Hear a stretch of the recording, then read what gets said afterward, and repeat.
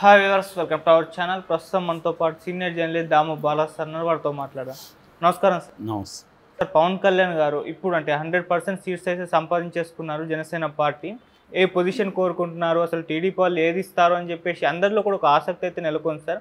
మరి పవన్ కళ్యాణ్ గారు ఏది కోరుకుంటున్నారు సార్? పవన్ కళ్యాణ్ గవర్నమెంట్లోకి వస్తే ఉప ముఖ్యమంత్రి అవుతాం, బిగినింగ్లో అయితే ముఖ్యమంత్రి అవుతాడన్న ఇది కూడా ఉన్నింది. అది అయ్యే ఛాన్స్ కూడా ఉన్నింది. ఇప్పుడు ఆయనకి ఎక్కువ సీట్లు వచ్చి ఆయన వల్లనే గవర్నమెంట్ ఫామ్ చేయాల్సిన పరిస్థితి ఉంటే అప్పుడు డిమాండ్ చేసి ఉండొచ్చు. అంటే బీజేపీ పవన్ కళ్యాణ్ కలిసి ఒక 30 వచ్చేసి చంద్రబాబుకి 88 కంటే తక్కువ ఉండి అట్లాంటి సిచ్యువేషన్ ఉంటే అప్పుడు ఆయన ఒక టర్ము పవన్ కళ్యాణ్ కూడా ముఖ్యమంత్రి చేయడాన్ని బీజేపీ కూడా అడిగి ఉండే అవకాశం ఉంది. ఓకే.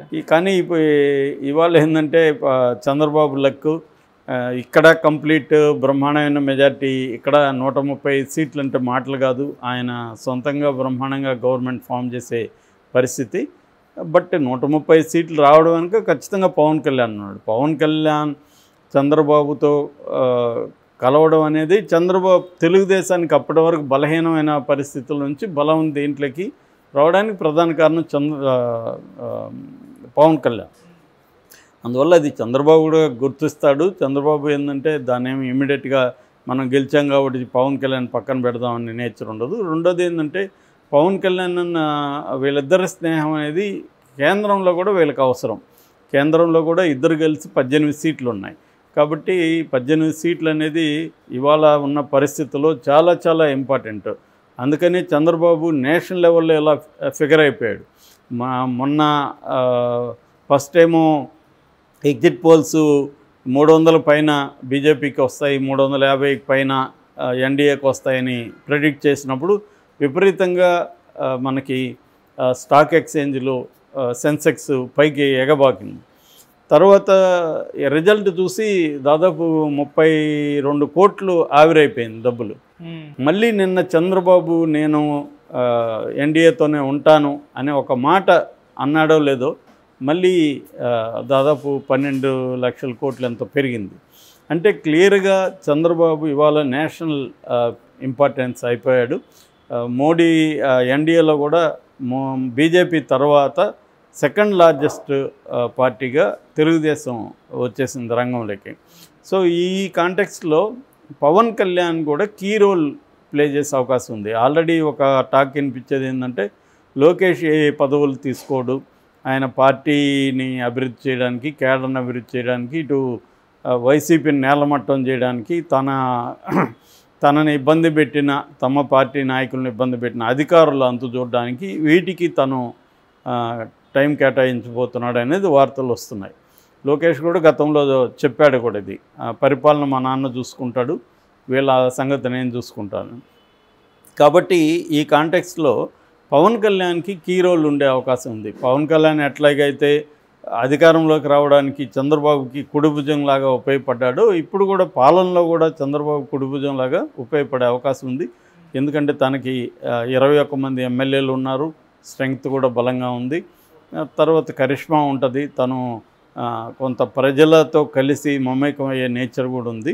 సో కాబట్టి ఇప్పుడు పవన్ కళ్యాణ్కి ఏ మంత్రి పదవి ఇస్తారు? మామూలుగా అయితే పవన్ కళ్యాణ్ కూడా లోకేష్ లాగా చాలా సభల్లో ఒక్కొక్కరి పేరు పెట్టి ఇతన్ని మోకాళ్ళ మీద నడిపిస్తాను, ఇంకొక కడ్రాయితో తిప్పుతాను, ఇవన్నీ మాట్లాడు.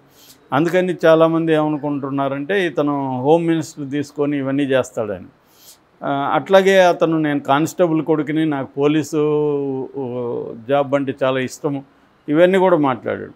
సో దానివల్ల ఇతను ఇప్పుడు హోమ్ మినిస్టర్ అవుతాడేమో అని అనుకున్నారు. కానీ నిన్న మంగళగిరిలో జరిగిన అభ్యర్థుల సమావేశంలో, గెలిచిన ఎమ్మెల్యేల సమావేశంలో అతను మాట్లాడింది ఏంటంటే నాకు అవేమి ఇష్టం లేదు, నాకు పర్యావరణం అంటే ఇష్టం, వ్యవసాయం అంటే ఇష్టం అనేది అతను అనౌన్స్ చేశాడు. అంటే నేను అటువంటి శాఖలు తీసుకుంటాను అన్న ఇండికేషన్ ఇచ్చాడు. ఎందుకంటే ఇక్కడ కూడా మనకు అనేకసార్లు వీడియోలు, ఫోటోలు రిలీజ్ అయినాయి.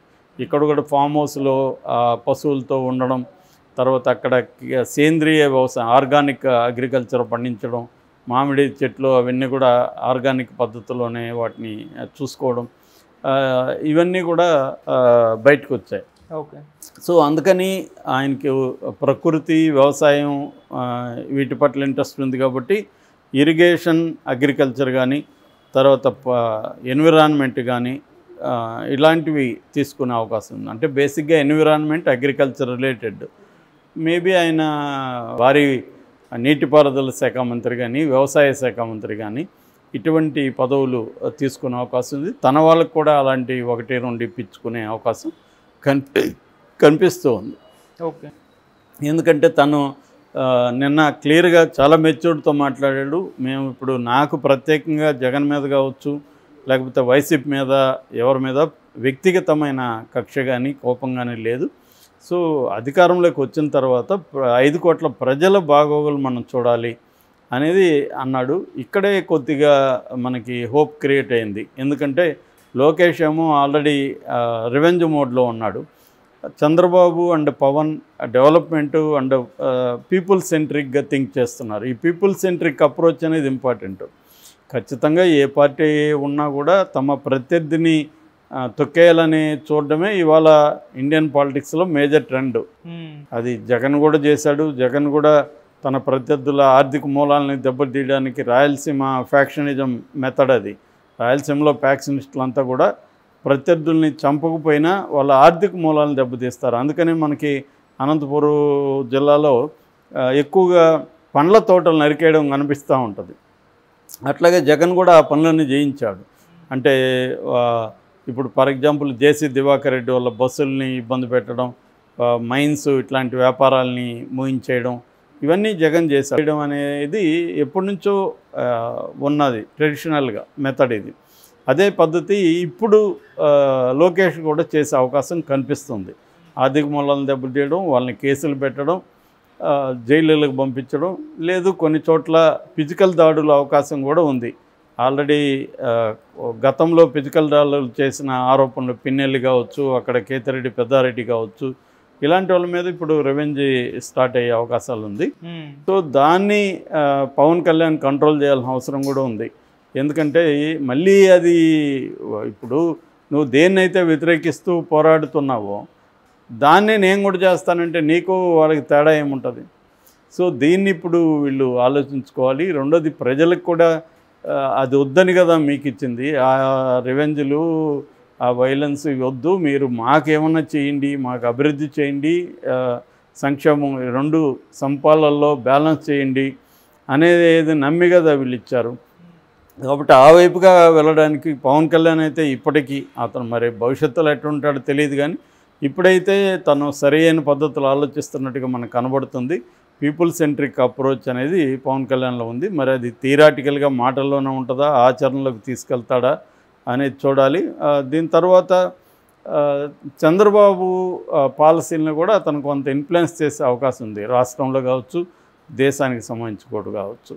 అంటే ముందు నుంచి కూడా పవన్ కళ్యాణ్ మన విశాఖ ఉక్కు ఫ్యాక్టరీ దాన్ని నేను ప్రైవేటీకరణ చెందనీయకుండా చూస్తాననేది కూడా గట్టిగా మాట్లాడాడు. మరి అది పవన్ కళ్యాణ్ కూడా అది చేయాల్సిన అవసరం ఉంది. అంటే ఓన్లీ ఇక్కడ తన శాఖలకు మాత్రమే పరిమితం కాకుండా ఇతర విషయాలకు సంబంధించి కూడా, అంటే హోల్గా 5 కోట్ల ఆంధ్ర ప్రజల అభివృద్ధి అండ్ సంక్షేమం, ఈ 2 వాటికి సంబంధించి కూడా పవన్ కళ్యాణ్ రోల్ ఉండే అవకాశం అయితే ఖచ్చితంగా ఉంది. అంటే పాలసీల్ని ఇన్ఫ్లుయెన్స్ చేయడం, విధాన నిర్ణయాలని కూడా పవన్ కళ్యాణ్ వెళ్ళడం, ఇవన్నీ ఉన్నాయి. కాకపోతే కొన్ని ఇష్యూస్ ఉన్నాయి. వాలంటీర్ వ్యవస్థ మీద పవన్ కళ్యాణ్ వ్యతిరేకంగా మాట్లాడాడు, ఇంగ్లీష్ మీడియంకి వ్యతిరేకంగా మాట్లాడాడు.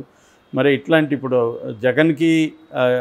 జగన్ మీద ఎన్ని విమర్శలు ఉన్నా ఇప్పటికి కూడా నిన్న కూడా సుకుమార్ పేరుతో ఒకటి బయటకు వచ్చింది. అది నిజమా కాదు తెలియదు కానీ, అంటే ఎడ్యుకేషన్ అండ్ హెల్త్ ఈ 2 సెక్టర్లలో ముందు ఆ వైపుగా పనిచేశాడు. ఇది గతంలో లేదు. చంద్రబాబుతో ప్రాబ్లం ఏంటంటే ఆయన ప్రభుత్వ వ్యవస్థల్ని నిర్వీర్యం చేసేస్తాడు, ప్రైవేటు వాటికి ఇంపార్టెన్స్ ఇస్తాడనే చంద్రబాబు మీద గతంలో కూడా విమర్శ ఉంది. సో దాన్ని కూడా పవన్ కళ్యాణ్ బ్యాలెన్స్ చేయాల్సిన అవసరం ఉంది. అంటే మళ్ళీ ఇప్పుడు నారాయణ గెలిచాడు, వాళ్ళ వియ్యంకుడు గంటా గెలిచాడు, మళ్ళీ నారాయణ చైతన్య డామినేట్ చేసి వాళ్ళ కోసం ప్రభుత్వ స్కూళ్ళను నిర్వీర్యం చేయడం, ఇటువంటి కార్యక్రమాలు చంద్రబాబు చేయకుండా పవన్ కళ్యాణ్ చూసుకోవాల్సిన అవసరం ఉంది. అంటే చెక్స్ అండ్ బ్యాలెన్సెస్ అంటారు, అది ఎంత మాత్రం చేయగలడు పవన్ కళ్యాణ్ అనేది మనం భవిష్యత్తులో చూడాలి. Okay sir, thank you so much.